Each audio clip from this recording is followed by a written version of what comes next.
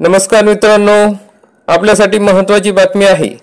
राज्यामध्ये आता अंगणवाडी सेविका व मदतनीस यांची भरती प्रक्रिया सुरू झालेली आहे। तर मग अंगणवाडी सेविका व मदतनीस यांची भरती प्रक्रिया राज्यात कोठे सुरू झाली आहे, किती जागा आहेत याविषयी सविस्तर माहिती आपण या व्हिडिओमध्ये बघणार आहोत। तर मित्रांनो, आपल्याला माहिती आहे की अंगणवाडी सेविका व मदतनीस यांच्या प्रलंबित मागण्या या शासनाकडे आहेत। लवकरच शासन त्यावर तोडगा काढणार आहे। त्यामुळे आता अंगणवाडी सेविका व मदतनीस यांच्या मानधनातही वाढ होणार आहे। त्यामुळे ही भरती प्रक्रिया खूप महत्त्वाची असणार आहे। तर मित्रांनो, आपण जर या चॅनलवरती नवीन असाल तर चॅनलला सबस्क्राइब करा, बेल आयकॉनला क्लिक करा, म्हणजे असेच महत्त्वाचे अपडेट आम्ही आपल्यासाठी घेऊन येत असतो। तर मित्रांनो, आपण बघू शकतो की अंगणवाडीच्या 71 मदतनीस भरती प्रक्रिया सुरू। मोहोळ तालुक्यातील 47 महसुली गावांमध्ये 71 अंगणवाडी मदतनीस पदाची भरती प्रक्रिया सुरू करण्यात आली आहे।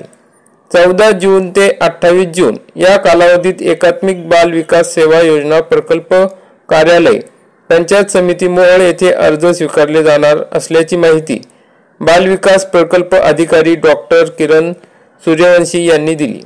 अंगणवाडी मदतनीस पदाच्या भरतीबाबत डॉक्टर किरण सूर्यवंशी माध्यमांना माहिती देताना पुढे म्हणाले की अर्जदार स्थानिक रहिवासी असावा, किमान 18 वर्ष पूर्ण व कमाल 35 वर्ष, विधवेसाठी 40 वर्ष, शैक्षणिक पात्रता इयत्ता 12वी व त्यापुढे उच्चतम, पदवीधर, पदव्युत्तर, D.Ed, B.Ed, MSCIT व CIT, तसेच विधवा अनाथ जातीचे प्रमाणपत्र जोडावे, त्यांना गुणांकन आहे। त्यामुळे पात्र उमेदवारांनी वेळेत अर्ज कार्यालयाकडे सादर करावेत, असे आवाहनही यावेळी सूर्यवंशी यांनी केले। तर मित्रांनो, अशा प्रकारे आता सर्वच ठिकाणी या अंगणवाडी भरती प्रक्रिया सुरू झालेली आहे। आपल्याही भागात अंगणवाडी सेविका व मदतनीस यांची भरती प्रक्रिया सुरू झाली असणार आहे।